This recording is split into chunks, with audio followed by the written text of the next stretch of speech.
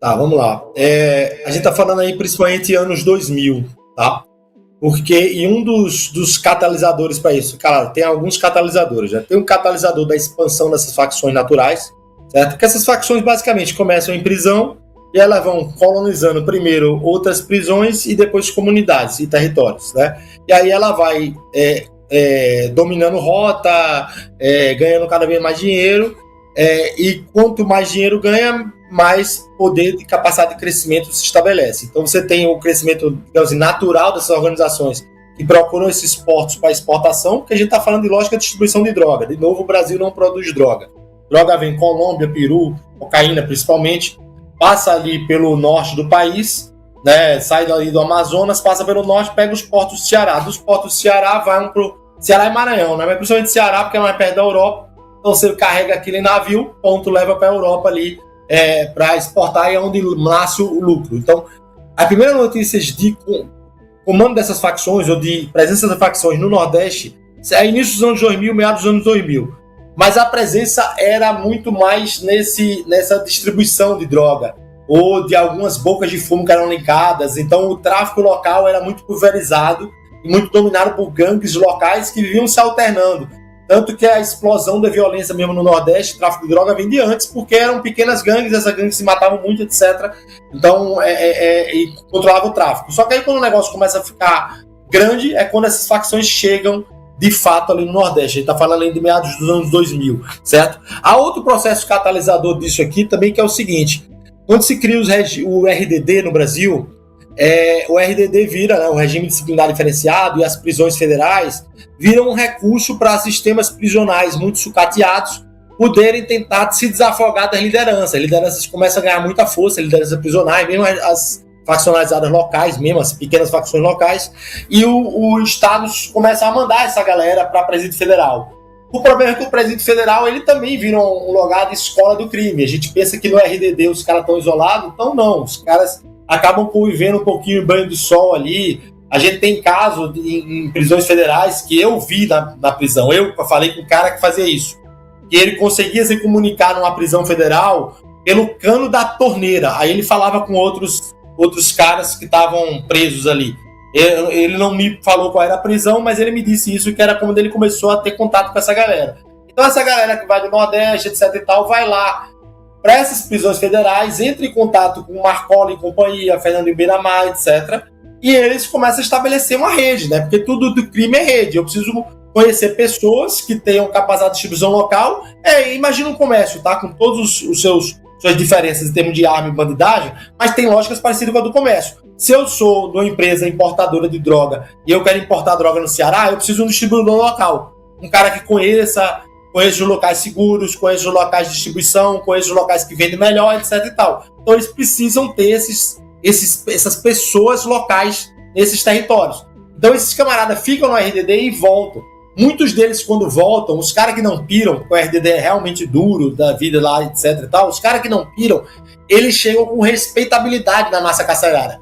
Depois, esse cara aí ficou lá, aguentou o tranco e ele é foda. Não, desculpa o palavreado, mas é assim que eles falam. Então esse cara é foda e a gente respeita esse camarada. E aí o camarada não só tem agora a respeitabilidade, como ele tem os canais. Porque ele tem um lugar para comprar droga mais barata e arma mais barata. E ele começa a ser uma ponta de lança da facção naquele estado. Ou é assim que acontece, ou são lideranças ou presos mesmo do sudeste do país, etc., que vão lá para tentar organizar negócios com os grupos locais, eventualmente são presos e colocados ali no sistema penitenciário. E aí começa a se estabelecer essa rede de relações. Tá? Então essa rede de relações é o que faz as facções se expandirem. Começa nos anos 2000, vai se expandindo, ganhando cada vez mais corpo, se diversificando, etc., como eu falei aqui na trajetória, 2015, grandes facções locais, etc. E agora a gente tem essa questão do domínio territorial no Nordeste, que é mais ou menos 2018 para cá, de maneira mais acentuada também. Nós tivemos, na semana passada, a prisão de um vereador do PT, o Senival Moura, que foi preso por envolvimento com o PCC. Sócio oculto de uma empresa de transporte público de São Paulo, que recebe dinheiro do governo. Aí nesse caixa você tem dinheiro do crime organizado agora misturado com dinheiro do poder público, que é nosso dinheiro. Quer dizer, o PCC agora se metendo, não é só na economia privada, ele está se metendo em concessão pública. Ele está entrando, está participando de licitação. Ele tem político a soldo. A soldo. O Senival hoje, acho que foi hoje, anunciou que vai se afastar do PT.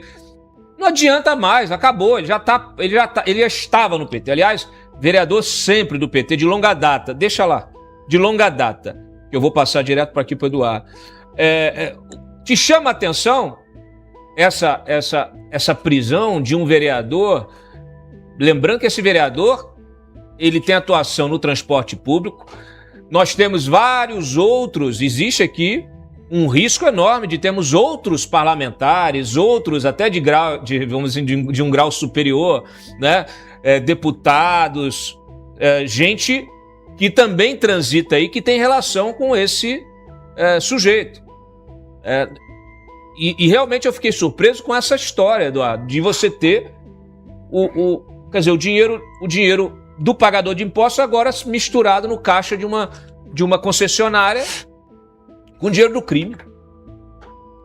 Bom, isso aí é um tema à parte, mas que é interessante. Mas, por exemplo, só para você ter uma ideia, no Ceará, de operações registradas, já tem 12 prefeituras com prefeito ou vice-prefeito ou secretário afastado por envolvimento com facção, tá? Inclusive tem denúncias já na prefeitura de Fortaleza, etc. Então, são situações bem municípios como, deixa eu pegar a lista aqui rapidinho, mas Santa Quitéria teve prefeito e vice-prefeito cassado, Choró, o prefeito teve mandato cassado.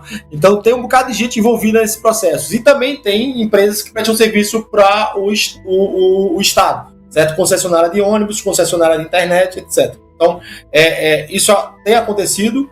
Não vou dizer que estou surpreso no caso de São Paulo, porque isso a gente tinha denúncias antes disso, da envolvimento de político ligado a empresas.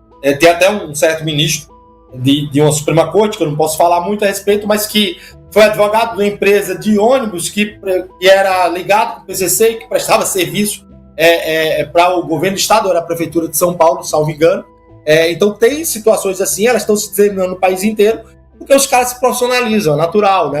Principalmente o PCC ali, assim, o Comando Vermelho ainda adota uma lógica muito... O PCC também dependendo do estado, mas o Comando Vermelho é aquela lógica assim, o dinheiro pelo dinheiro e aquele negócio meio África, assim, né? Os caras que fuzilam na rua, etc. O PCC já sabe atuar de outro jeito e tem mais capacidade de profissionalização em outras áreas. A gente está falando sobre produção de bebida, produção de álcool, posto de gasolina, internet, empresa de gás, empresa de TV a cabo, empresa de distribuidora de combustível, distribuidora de bebida. Então, assim, os caras estão em fintech, os caras estão em amplos setores da economia, tá? Não são poucos, não, são amplos setores. Inclusive igrejas também, tá? Tem igrejas evangélicas ligadas ao PCC e ao CV também. Tanto em São Paulo, como no Rio de Janeiro, como em outros estados também. Então, essas facções são um problema, como eu já falei em outro programa da gente, são um problema civilizacional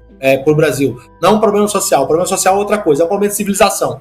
Porque a gente conviver com isso e a gente está aceitando isso, vai dizer para onde o Brasil vai se tornar, o que é que o Brasil vai se tornar em termos de uma civilização ou em termos de uma não civilização.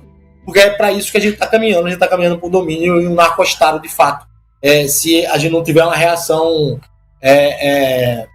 muito mais incisiva do que temos tido até aqui, né? Tanto no âmbito nacional como no âmbito dos estados também.